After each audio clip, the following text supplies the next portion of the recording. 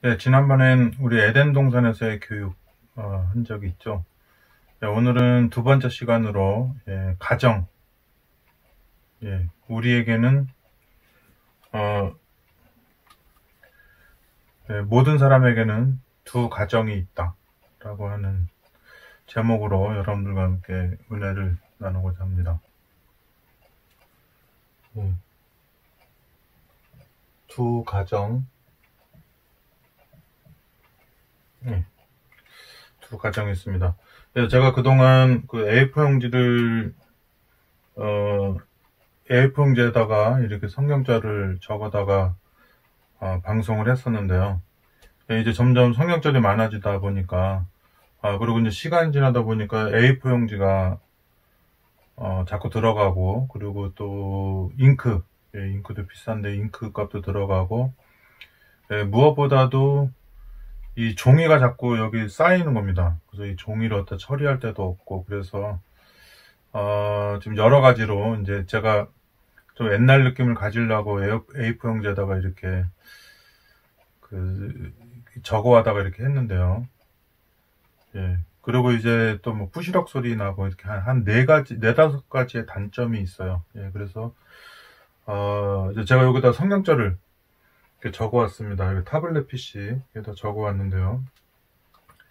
그래서 이제 이거의 장점은, 빠스락 소리가 나질 않고, 그리고 종이가 계속 낭비되고, 잉크가 낭비되고 이러는 거는 이제 없어집니다. 그리고 막 지천에 널려 있는 그 종이들, A4 용지 쪼가리들, 그런 것들도 이제 없게 되겠습니다. 한 가지 나쁜 점은 이게 무거워요. 이게 지금 무거워서, 그게 좀 오래 들고 있을 수가 없다는 거, 그게 있습니다. 물론 이제 여기는 성경절만 적혀 있어요. 필요한 성경절들. 그래서 이제 우리 두 가정, 이게 두 가정 있다 그러면 무슨 뭐 불륜 같은 거 생각이 나는데, 그런 건 아니고요. 일단은 제가 오늘 성경절 읽어드릴 게 뭐냐면은, 창세기 3장 13절에서 15절을 읽어드리도록 하겠습니다. 창세기 3장 13절에서 15절입니다. 여호와 하나님이 여자에게 이르시되 내가 어찌하여 이렇게 하였느냐? 여자가 가로되 뱀이 나를 꿰므로 내가 먹었나이다. 여호와 하나님이 뱀에게 이르시되 내가 이렇게 하였으니 내가 모든 육축과 들의 모든 짐승보다 더욱 저주를 받아 배로 다니고 종신토록 흙을 먹을지니라. 내가 너로 여자와 원수가 되게 하고 너의 후손도 여자의 후손과 원수가 되게 하리니 여자의 후손은 내 머리를 상하게 할 것이요 너는 그 발꿈치를 상하게 할 것이니라 하시고. 여기 여호와 하나님이 이제 여기 뱀이 있죠. 뱀이 이제 옛뱀, 이제 사단이라고 하는 건데 뱀이 있고, 그 다음에 이제 여자가 있는데, 여자가 이제 뭐냐면 후손을 낳게 되는 거죠. 후손이 있는데, 이제 이 선과 악의 싸움은, 여기 이제 악이죠. 여기 선이고, 이제 이 선과 악의 싸움은 이제 둘이 싸움이 되겠습니다. 이 여자의 후손, 여자의 후손이라고 하죠. 보통 이제 남자의 후손이라고 하는데, 여자의 후손이라고 하는데, 후손이 있고, 지난번에 제가 그 아담은 그 여자가 이제 남편이 있죠. 그죠? 아담. 이제 아담으로 하여금 이제 뭡니까? 이제 후손을 낳게 되는데, 이 아담은 지난 시간에 제가 말씀드렸죠. 지난 시간에 아담은 여기 로마서 5장 14절에 아담은 오실자의 표상이다.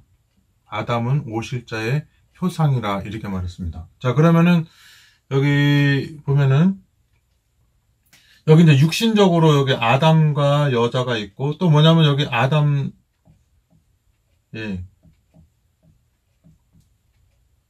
예, 아담 2가 있습니다. 아담 2. 이 아담 2는 뭐냐? 이번에 이제 예수님이죠. 예수님. 이게 예수님이라는 이게 약자. 예수님인데, 예. 그러면 이제 예수님이 이제 아담, 두 번째 아담이라면은, 이 예수님의 여자가 있겠죠, 여자. 예. 자, 아담의 여자가 있고, 이 아담 2, 예수님의 여자가 있습니다. 근데 예수님의 여자는 뭐냐면, 지난번에도 말씀드렸지만은, 예. 그래서 제가 두 가정이 있다고 하는 겁니다. 예, 첫째는 뭐냐면, 여기 에베소서 5장 31절 32절에 보면은, 이러므로 사람이 부모를 떠나 아내와 합하여 그 둘이 한 육체가 될지니 이 비밀이 크도다. 내가 그리스도와 교회에 대하여 말하노라 그랬습니다. 이러므로 사람이 부모를 떠나 그 아내와 합하여 그 둘이 한 육체가 될지니 이 비밀이 크도다. 내가 그리스도와 교회에 대해서 말한다 그랬어요. 그래서 이제 여기 아담이 오실자 표상이라고 그랬는데, 왜 표상은 아담은 예수님이고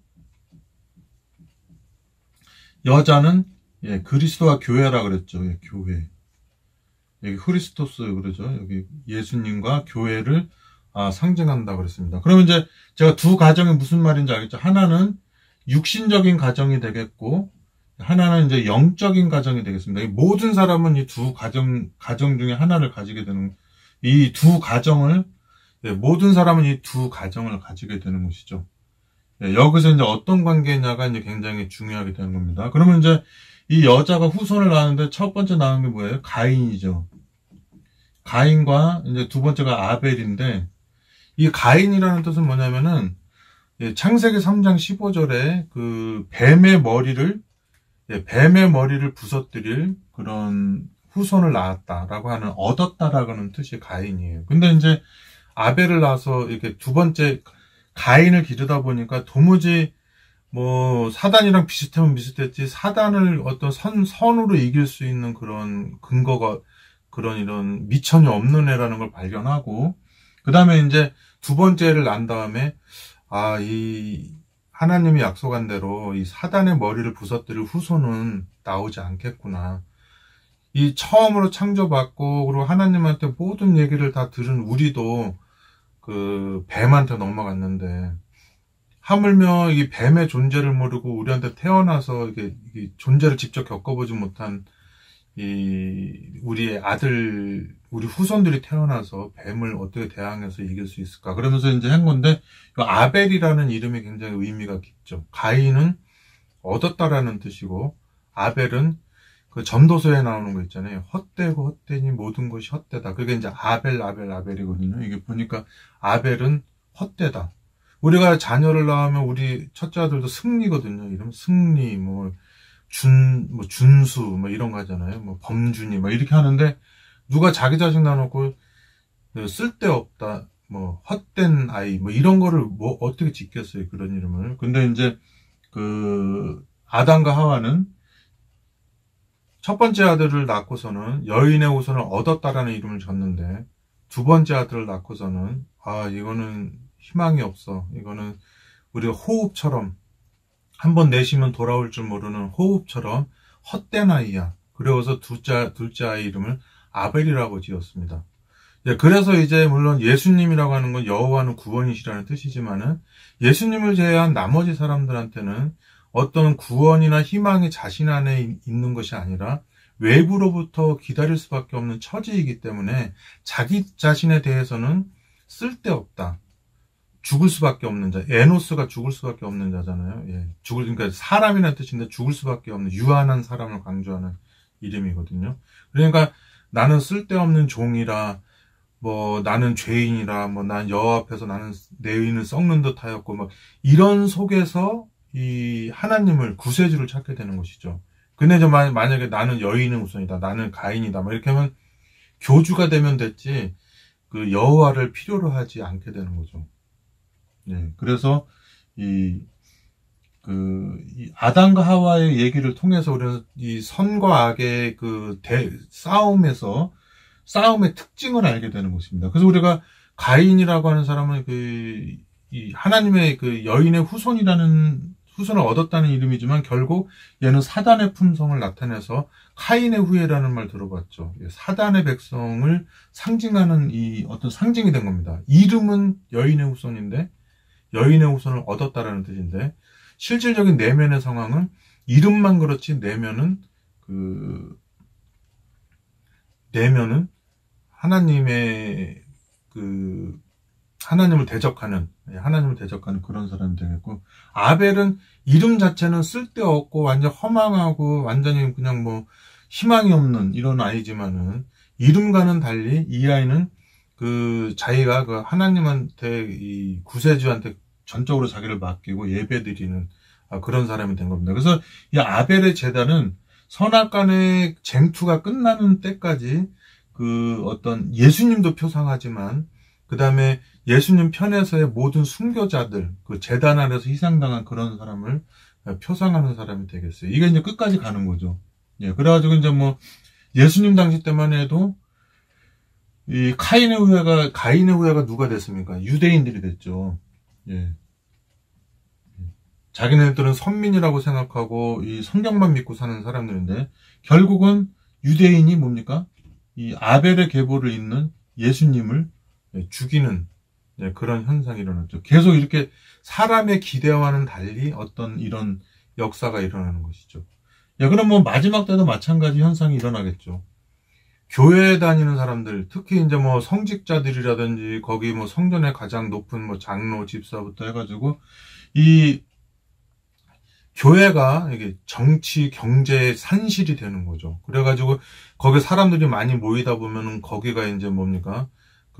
어떤 경제권이 형성이 되고, 경제권이 형성하다 보면 어떻게 돼요? 이 경제랑 정치랑 또 유착하게 되고 하면서 이게 굉장히 뭡니까? 종교가 정치, 경제와 융합된 그런 형태로 발달되면서 이게 처음에 시작할 때는 핍박을 당하는 종교였는데 나중에는 세계를 정복하고 힘으로 경제로 정치로 다스리는 그런 걸로 바뀌게 되죠. 그래서 마지막 시대에도 똑같이 이런 현상이 계속 반복이 되는 거죠.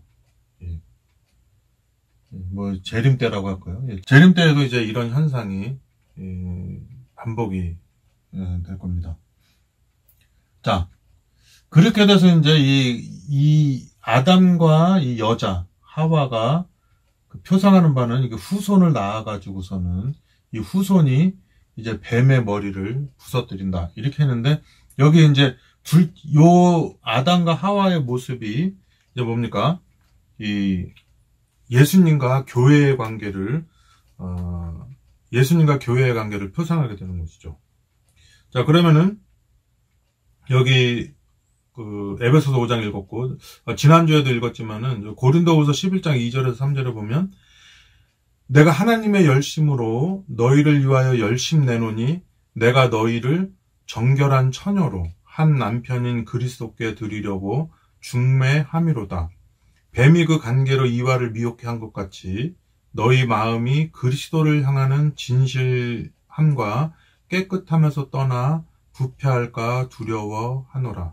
창세기 3장에 나오는 것처럼 하와가 선악과를 뱀의 꼬임에 넘어가서 선악과를 먹은 것처럼 우리 교회도 이 세상에 이 신앙을 떠난 많은 것들이 있잖아요. 그런 여러 가지 우리의 명예와 권력과 재물을 위해서 하나님의 이름으로 무슨 짓이든지 하는 하와처럼 이렇게 될까봐 이제 염려하는 장면이 나옵니다. 자, 그러면 이제 이 교회를 보면 하늘의 큰 이적을 보이니, 계시록 12장 1절에서 5절에 보면 하늘의 큰 이적을 보이니 해를 입은 한 여자가 있는데 그 발 아래는 달이 있고 그 머리에는 12별의 면류관을 썼더라. 이 여자가 아이를 베어 해산하게 되매 아파서 애써 부르짖더라. 하늘에 또 다른 이적이 보이니 보라, 한 큰 붉은 용이 있어 머리가 7이요 뿔이 10이라. 그 여러 머리에 7 면류관이 있는데 그 꼬리가 하늘별 3분의 1을 끌어다가 땅에 던지더라.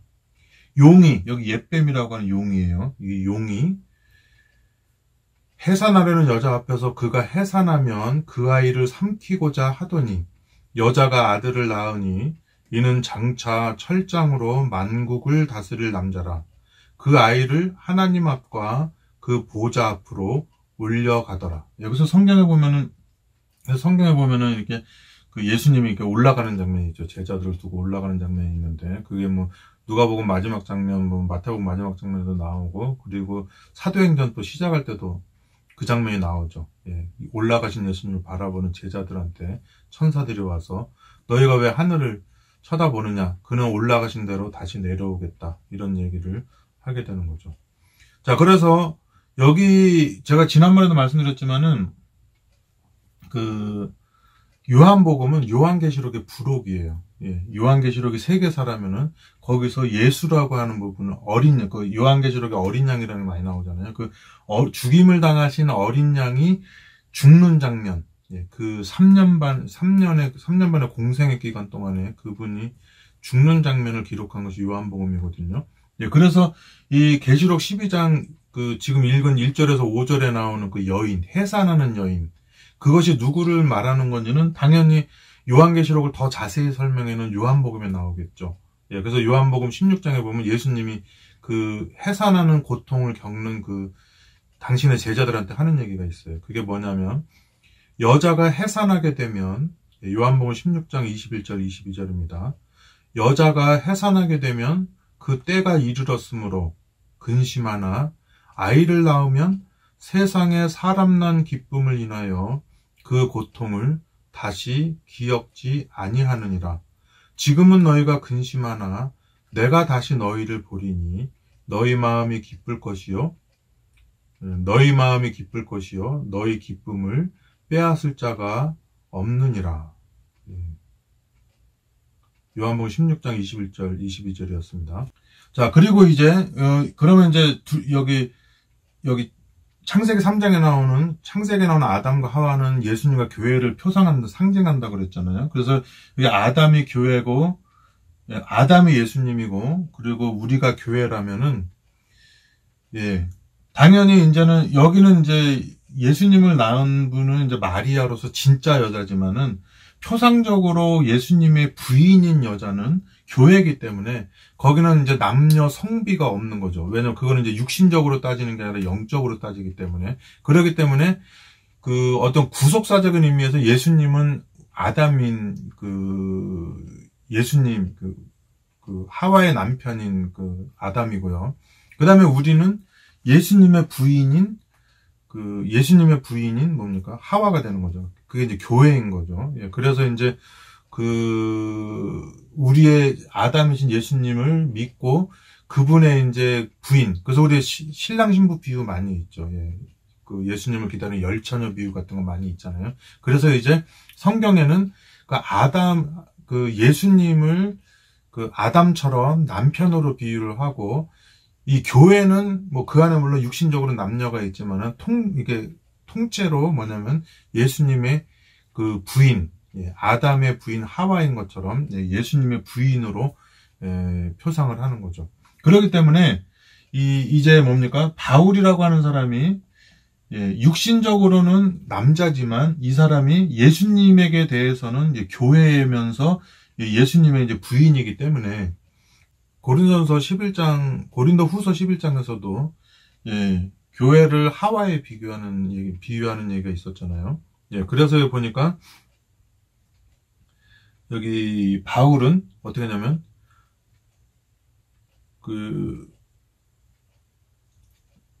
나의 자녀들아, 너희 속에 그리스도의 형상이 이루기까지 다시 너희를 위하여 해산하는 수고를 하노니 그랬습니다. 마치 바울은 남자지만 예수님에 대해서 이제 자기가 뭐 열처녀처럼 이렇게 뭐 어떤 신부라고 생각을 하고, 그리고 이제 자기가 만나는 사람마다 이제 가인하고 아벨한테 아담과 하와가 이렇게 열심히 교육했던 것처럼 자기도 이렇게 그리스도의 형상을 낳게 하기 위해서 뭐 여러 가지 뭐 매맞음과 뭐 굶주림과 뭐 여러 가지 오해와 이런 거 막 어마어마한 핍박을 받아가면서까지 그들에게서 그리스도의 형상이 나타나도록 하기 위해서 뭐 디모데도 있고 막 여러 지금 전도를 하고 다니면서 이제 그런 형상이 이루기까지 마치 그 계시록 12장에 나오는 그 여인이 해산하는 것처럼 그 해산을 한다 하는 얘기가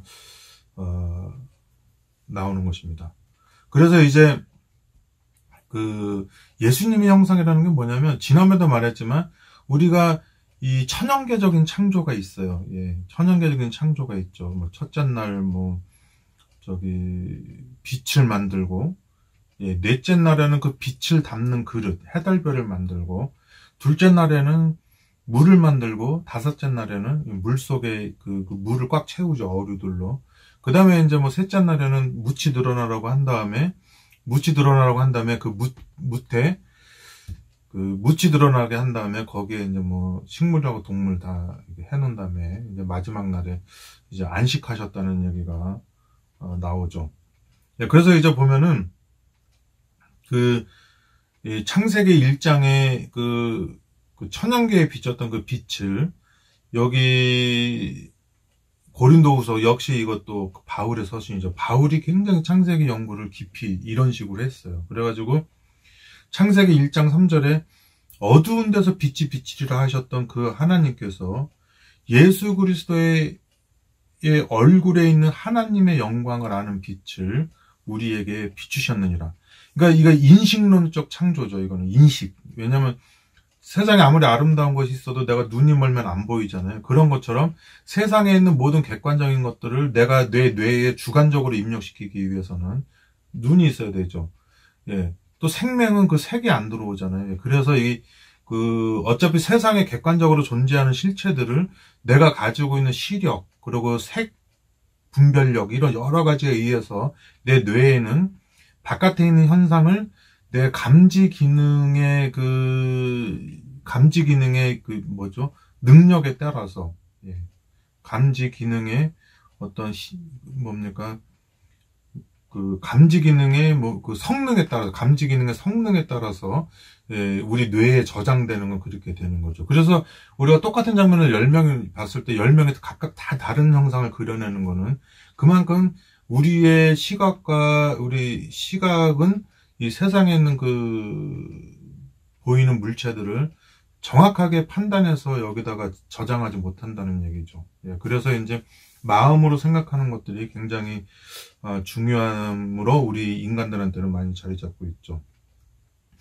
그래서 이제 우리가 어쨌든지 간에 육적이라든지 영적이라든지 우리가 두 가정이 있잖아요. 그래서 여러분들은, 저도 이제 우리 집사람이 있고 우리 어머니 아버지도 있고 우리 형제들도 있고 그다음에 우리 아들 딸도 있지만 육신적인 관계죠. 이런 가정이 있고, 하나는 제가 지금 누군가에게 지금 이렇게 말씀을 전하고 있잖아요. 이 말씀을 전하고 있는 이 과정들이 다 뭡니까? 이거는 이 하늘 가족이라고 있죠. 하늘 가족. 그래서 그 하늘나라에 갈 가족들.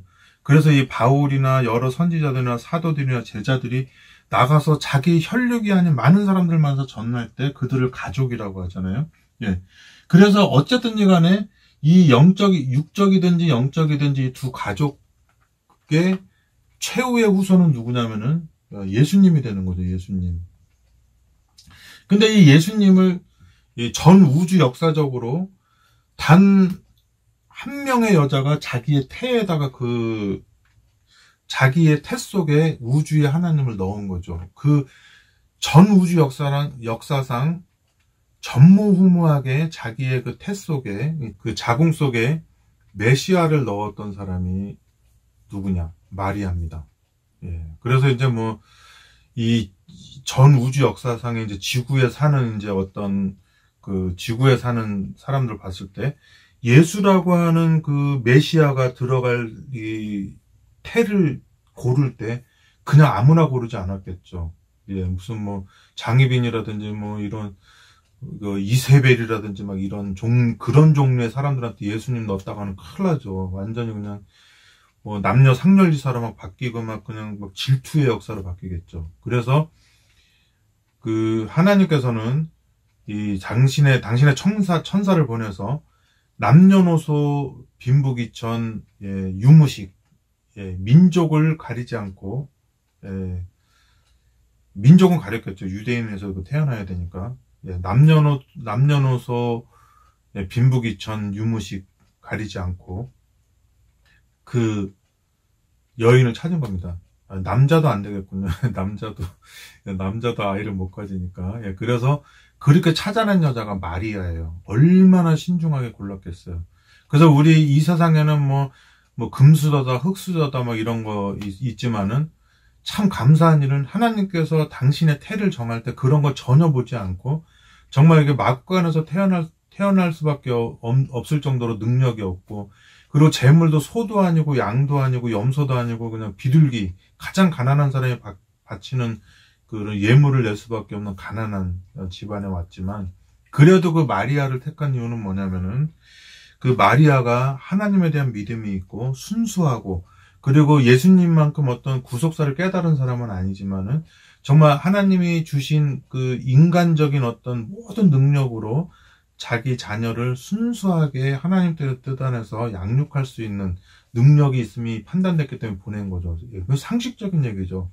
엉망진창인 여자한테 보냈다가는 안 되겠죠. 그죠? 그래서 여기 그 마리아에게 나타나셨을 때 누가복음 1장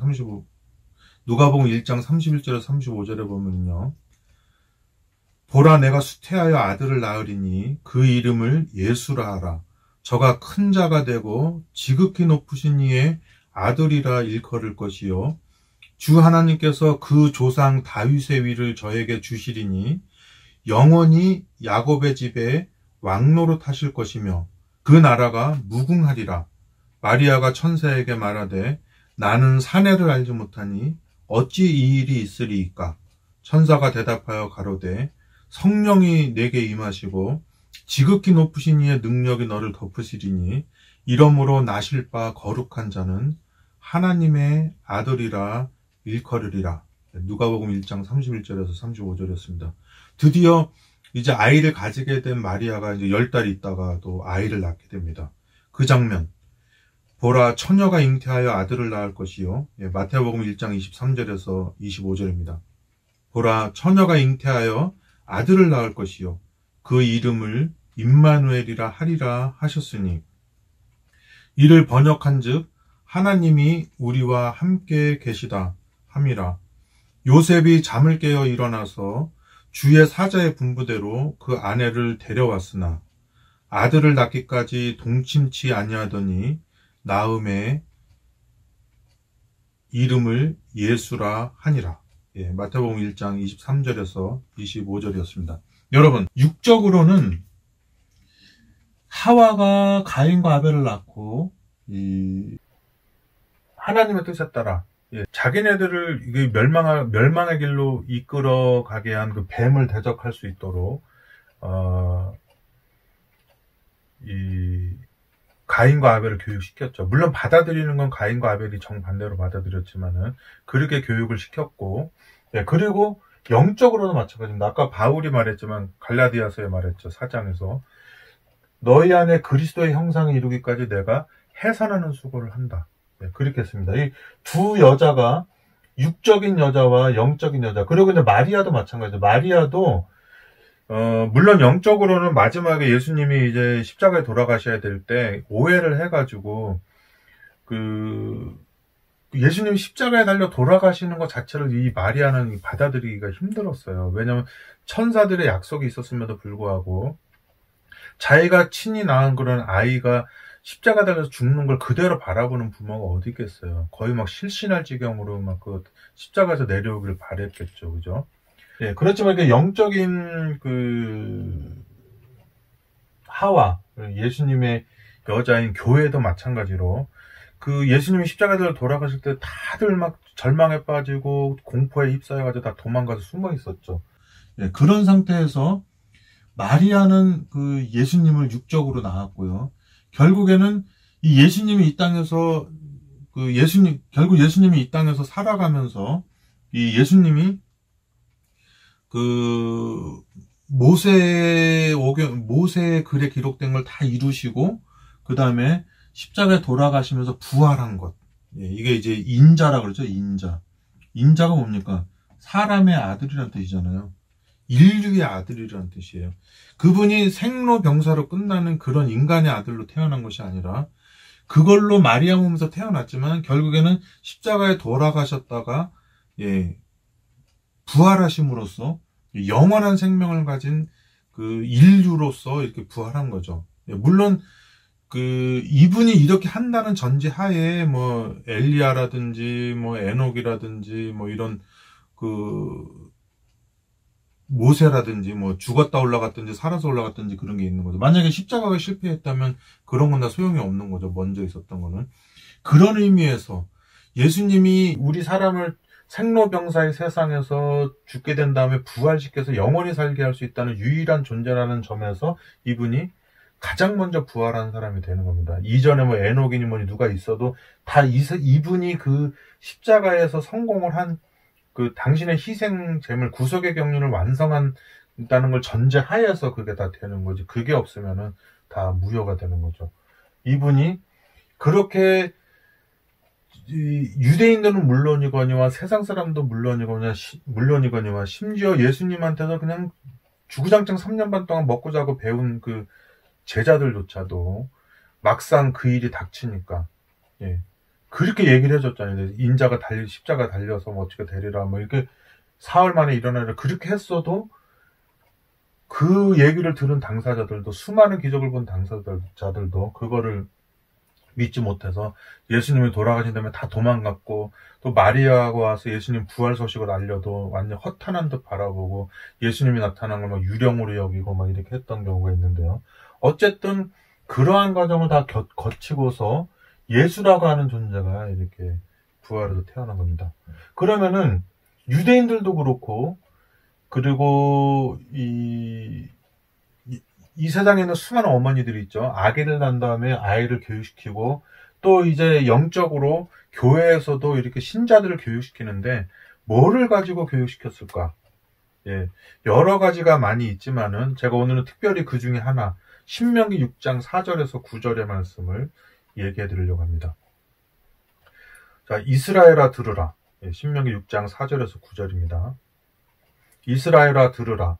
우리 하나님 여호와는 오직 하나인 여호와시니 너는 마음을 다하고 성품을 다하고 힘을 다하여 내 하나님 여호와를 사랑하라. 오늘날 내가 내게 명하는 이 말씀을 너는 마음에 새기고 옛날에 돌비나 종이에다 돌비에 새기고 종이에다 적어놨었잖아요. 그 양피지 같은 데다가 내 자녀에게 부지런히 가르치며 집에 앉았을 때에든지 길에 행할 때에든지 누웠을 때에든지 일어날 때에든지 이 말씀을 강론할 것이며 너는 또 그것을 내 손목에 메어 기호를 삼으며 내 미간에 붙여 표를 삼고 또 내 집 문설주와 바깥문에 기록할지니라. 이것을 이제 구약 시대 때는 모세가 어디입니까? 돌비에다가 십계명을 새겨놓고 또 양피지나 뭐 이런 데다가 또 저기 모세 그 여러 가지 법들을 기록했잖아요. 근데 신약에 넘어오면은 그 예수님 때는 어떻게 되냐면 히브리서 같은 데 보면 이 계명을 너희 마음에 새기라고 그랬어요. 마음에. 그 마음에 새겨져야지 되지 않겠습니까? 마치 엄마가 자녀를 사랑하듯이 그 하나님의 법들을 마음에 새겨서 그것을 이렇게 전하면서 이렇게 살게 되는 것입니다. 그래서 어쨌든지 간에 신명기 6장 4절에서 9절에 있는 얘기를 신명기 전체에 있는 얘기죠. 그거를 돌비에 적혀져 있었고 양피지에 적혀져 있고 성경책에 문자로 기록되어 있지만 그것이 우리 마음 가운데 새겨지면서 이제 진정한 그 뱀의 머리를 부서뜨릴 여인의 후손이 되는 것이죠. 그래서 이제 우리 그 예수님 우리가 아담과 하와가 내 뼈 중에 뼈 살림이라 그러면서 이렇게 아담의 하와를 그렇게 생각했잖아요. 그런 것처럼 우리도 예수님이 우리의 머리시고 우리는 그 몸의 지체로 이렇게 표현이 되는 것입니다. 그래서 에베소서 4장 15절에는 오직 사랑 안에서 참된 것을 하여 범사에 그에게까지 자랄지라 곧 머리니 곧 그리스도라. 이렇게 했습니다. 에베소서 4장 15절입니다. 그리고 이제 끝으로 우리가 우리의 삶 속에서 우리 신자들도 그렇고 이게 우리가 대해야 되는 거는 내가 우리 집사람하고 우리 어머니 아버지랑 우리 형제들이랑 우리 아들 딸을 대하는 것처럼 거기는 이제 성문일이 필요가 없죠. 왜냐면 마음 가운데 사랑 안 하는 것이 더 힘드니까. 그렇게 하는 것처럼 우리가 교인들, 또 심지어는 우리 바울이나 제자들이 바깥에 교인이 아닌 사람들을 전도하기 위해서 그들이 기독교인이 된다며 사랑하는 것이 아니라 그렇게 되기 전부터도 그들을 위해서 해산하는 수고를 하면서 전도한 것처럼 우리도 타인에 대해서 그런 마음을 가지도록 기도를 해야 될 거예요. 그게 굉장히 힘들거든요. 그런 마음을 가지는 것이. 그래서 자녀들아, 우리가 말과 혀로만 사랑하지 말고 오직 행함과 진실함으로 하자. 예. 저는 다 이해를 합니다. 왜냐면은 우리가 살아감에 있어서 이 대중들은 굉장히 중요해요. 인터넷 세상도 그렇고 텔레비전도 그렇고 시청률을 되게 중요시 여기잖아요. 예. 가게는 손님들이 오는 거 되게 중요하잖아요. 그런데 사원이고 교회고 어떤 무슨 테니스 동호회니 뭐니 어떤 단체가 있을 때 사람들이 많이 모일수록 경제권이 좋잖아요.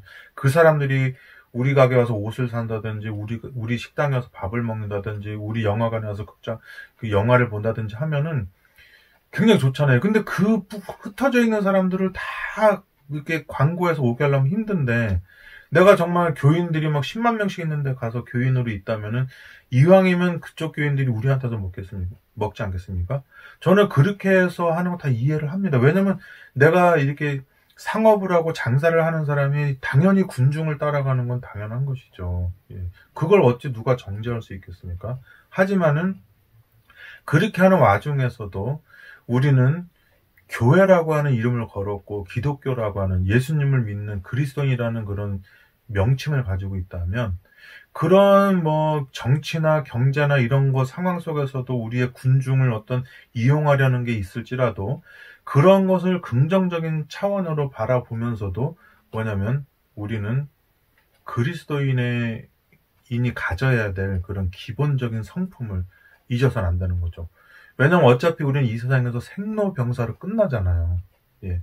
생로병사로 끝나기 때문에 이 세상에서 잘 사는 거 굉장히 중요해요. 잘 살고 열심히 살아야지만 자녀 교육되고 집안 살림도 하고 남한테 신세 안 지고 살고 이렇게 살지 않겠어요? 하지만 결국에는 우리는 이 땅의 삶이 다가 아니라 하늘나라,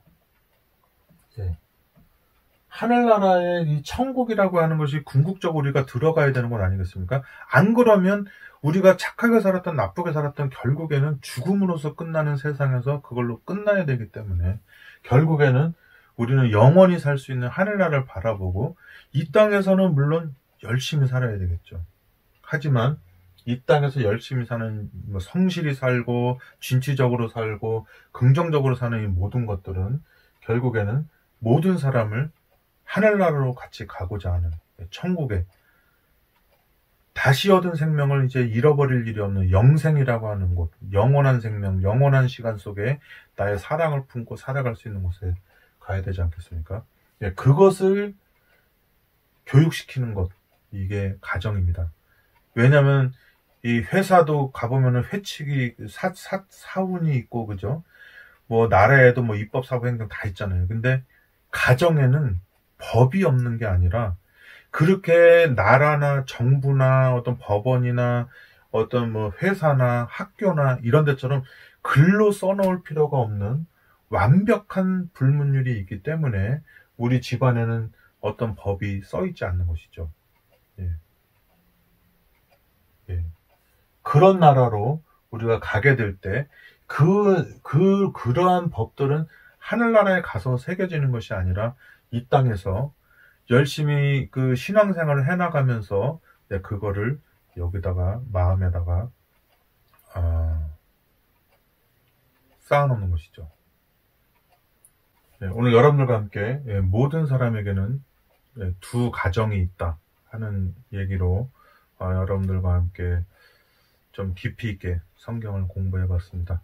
여기까지 오신 분들 여러분 대단하신 분들이고요. 요즘에 누가 말씀에 관심이 있습니까? 근데 여기까지 와서 여러분들이 이 마지막까지 와서 이렇게 여기 끝까지 연구하고 이 방송을 들었다고 하는 것은 정말 대단하시고 하나님께서 굉장히 기뻐하실 일입니다. 자, 그러면은 우리 두 가정, 육신적인 가정을 먼저 잘 챙겨야 되겠죠. 우리 가족도 사랑하지 못하는 사람이 어떻게 남을 사랑할 수 있겠어요? 예, 그래서 우리 가족끼리 똘똘 뭉쳐서 사랑을 나누고, 그 다음에 그 사랑을 바탕으로 해서 뭡니까? 바깥의 사람들도 그 가정의 분위기로 예, 이렇게 영향을 주고, 그리고 구원에 이끌 수 있는 그런 일을 할 수가 있는 거죠.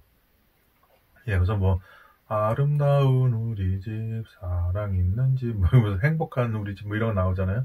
그래서 일단 가정이 행복해야 되겠습니다. 그것이 이제, 여자, 그 어머니의 역할이 굉장히 굉장히 커요.